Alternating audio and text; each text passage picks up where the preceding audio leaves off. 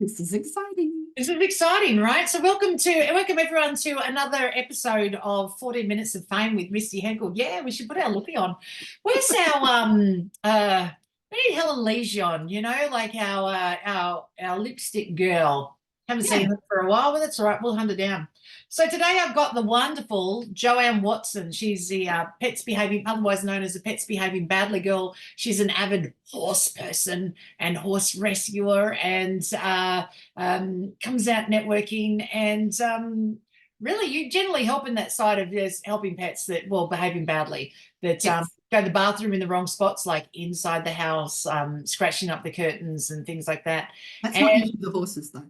sorry, not for the horses though. No, That's I not usually believe the horses, it's the inside stuff. horses tend to just throw you off, right, when they shouldn't. Yeah, Or bite you, or kick you. yeah, there you go. Get spooked by standing on a stick. Oh, what's that? And then all of a sudden Stand you're on on your the foot. ground. So, yeah, help with the chickens. I believe you can probably help with chickens, but I mean, what are chickens doing to terrorize the world these days, Joe? They're trying to save it rather than terrorize it. So, in what way is a chicken behaving badly? I mean, that's the question that we've Yes. always been wondering. What's a chicken doing that's behaving badly? I would say it's when they all pick on one of them. So that would be bad behavior for a chicken, because you don't Right. really want them to be. I mean, I know there's a pecking order because that's where it comes from.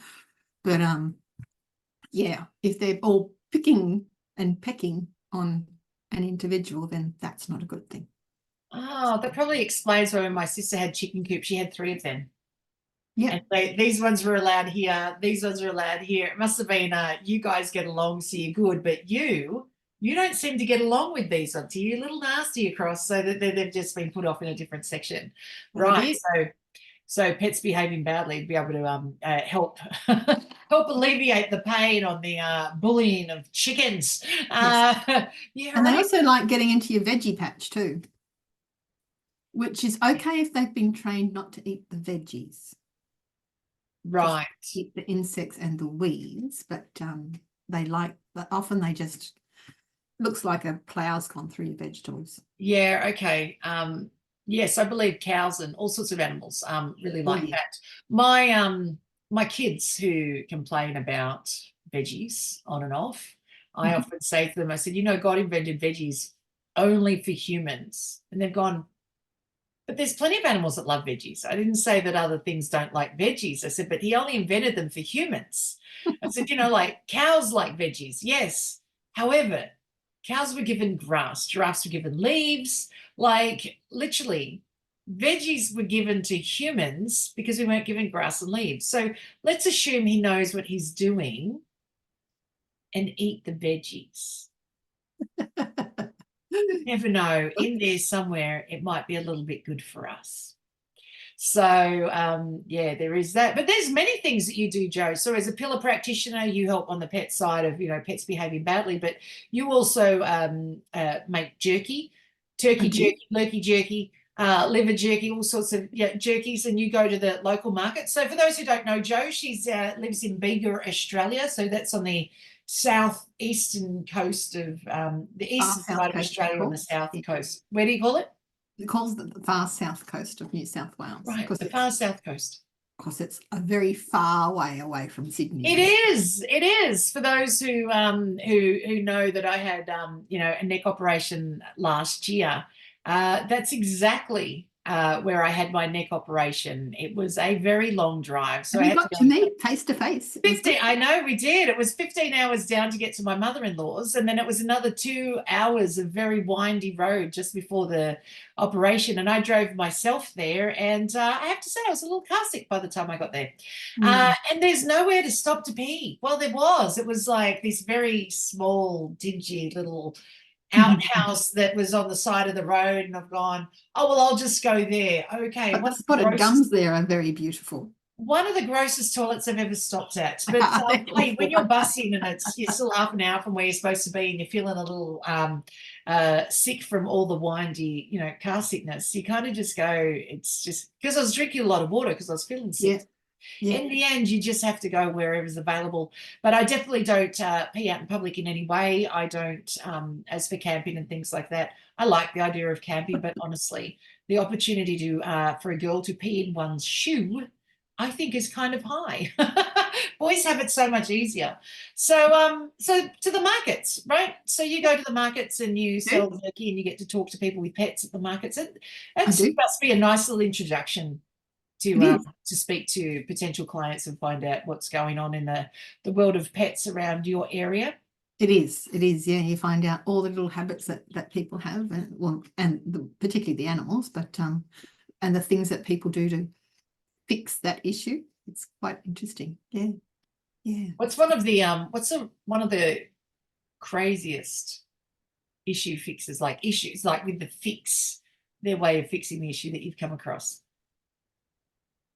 It's not that crazy, but it's very, very time expensive that they take this dog every half hour. On the half hour, they take it for a walk for 2 minutes to see if it will pee, because it just refuses to pee outside. It wants to pee inside. Right. So that's a yeah, it's a big commitment, and yeah, so. That's a big deal. You ever watched the movie Bruce Almighty? I didn't Jim get to that Carrey. one, but I remember that it was around. Yeah. Yeah, so Jim Carrey, he had a dog that constantly peed inside. They were in a sort of bit of an apartment and constantly peed inside. And when he decided to be more of a nicer person, he decided that well, he'd get the dog, he'd do things for his girl, and like getting the dog to pee outside. So what he'd do is he'd wait for the dog to start peeing. The dog would always pee on the lounge, so he'd get the dog to pee, and then he'd get the cushion and he'd move it closer and closer to the door, so he'd pee on the cushion. But he'd get to the door and he'd eventually, walk the dog out, and then it'd be peeing on the cushion, and then he'd pull it aside, and then it'd be peeing on the tree. It's like, but wow, what a way to get a dog to pee outside. So apparently you have a way that's easier than that. And that's with the pillow practitioner work that you do. How did you discover pillow practitioning? How did it come I about? discovered it because a friend was suggested that she go and go through the program, and she said to me, "You know all about these things, Joe." No, but anyway, you'll at least let me talk to you about it. So I said I'd go through it with her, and so we had someone to talk to about it, and it was just the most amazing program, and it calms you down, and it gets rid of a lot of your fears and all the obstacles that you're facing at the in your life. And I liked it so much that when they offered for the first time to train for practitioners, that I went and became a practitioner. And during that practitioner training, I asked if they did this for pets, because I could see that it would be a really good thing for pets, particularly with pets with anxiety, because that's often why animals are misbehaving, because they're just unsure of things and they're anxious about something. So and they said that yes, it would work with animals, but nobody was doing it with animals. So Yeah, okay. So yeah, it would make sense, because you've seen rehomed horses, you end up with rehomed racehorses, and then of course rehomed dogs. Yep. They would have their level of anxiety. I've discovered why the COVID dogs have a level of anxiety that's sort of a little bit unseen before. They were born during COVID in a household where the person really never left until COVID was finished. So they spent 2 years living with people that never really left the house. And then people start going out and moving about and going on some holidays and going out to dinner and getting groceries. And now they get anxious because they actually haven't known a space where they haven't had somebody home with them. Exactly. So I thought it was about the dogs, like the pets that got anxious because they just got used to having us at home. But actually they were there before, like they weren't there beforehand, and that's all that they've known. However, anyone who has a golden retriever, you put a golden retriever out, even with a bone, so that you can go do something. And they're like, what, my people are gone now. Like, I mean, they're like, they may as well have been born in COVID times, and that's every golden retriever. They are so people related that they're like, They are, aren't they? the world has changed. They just dig up the garden. They find mud. They, I know Terry, he was at my mother-in-law's when we were moving up to Chinchilla. He was down at my mother-in-law, so Simon's mum's, with the boys, and they'd take him swimming at the beach every day, and everything would be fine. And then they took the boys out to dinner, right, or out to lunch, and then Terry was at home in the backyard, and he found this channel of water, just this little channel. He rolled around in it, and he literally shook himself at every window. They come back and he was black in all the windows, and he just go back, roll in it, and just there you go. That's what you get. And then so we've gone, he's allowed in the house, and he was allowed in the house. I've gone, we'll just leave him in the house. And Simon and I end up, leaving that place, go down and collect the boys. And we had dinner. We went out to dinner. Terry's fine. He has access to the house. Like, he's not going to do anything. Came back, found a roll of kitchen towel, like paper towel, pulled that to pieces, dragged that around the house, goes into the bathroom, finds the toilet paper, like literally just coated the house with all of these random things. It's like, you've never done this before. And he's like, literally must have climbed up on benches to get what he needed. And then he's like, I'll teach you all a lesson. And it's like, what are we supposed to do with you? I mean, it was a different house and all, but and you try so hard to rouse on him, but he's so good looking. He's so cute, and when you touch him, he's so soft, and the mess is astronomical, and you go, but it's so funny, and it's not funny, but it's so funny. So I have to say, golden retrievers get away with a lot, but I think that's kind of how we ended up with him. I remember Noah had wanted a dog from the age of 3, and I said, start saving. And so him and Jack started pooling their money, and for 3 years they saved up. And then Noah, he was always going to get a corgi or a cavoodle or something. And Simon said, I work out every day at the gym, every day. He said, look at me. I can't have a small dog. He said, it's just wrong. He said, I need to get it. And so Noah said, look, honestly, I don't mind what I get. I just want one that's so cute I could sit and stare at it all day. And I'm going, oh, that's a golden retriever. So I was like, I do a golden retriever. And then we had a golden retriever like a week later. And he really is. He's so cute. And we got a second one since then. But they really are so cute.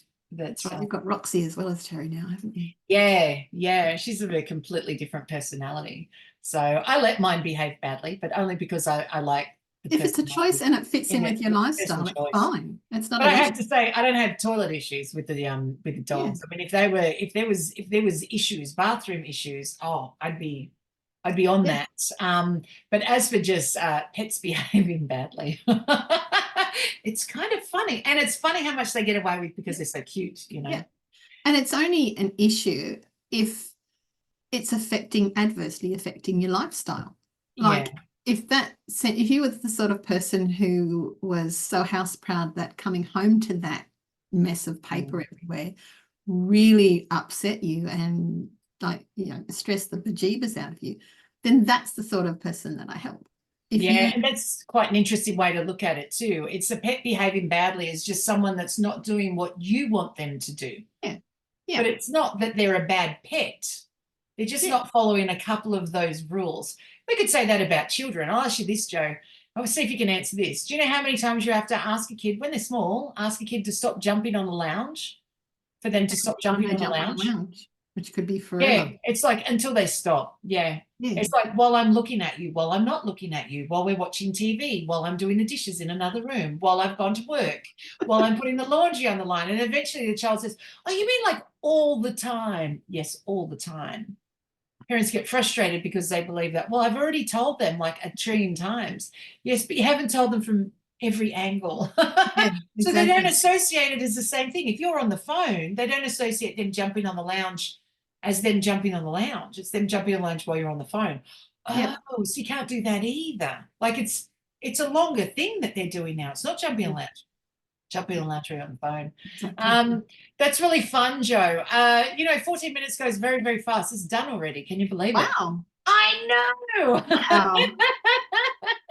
So I feel like that's we it. just started. I know. We could talk We'll forever. have to do this again. We'll have to do this again. Look, it's not a one and done with me. So, Joe, it's been wonderful to have you out talking to the community today, and we get to find out a little bit about pets behaving badly.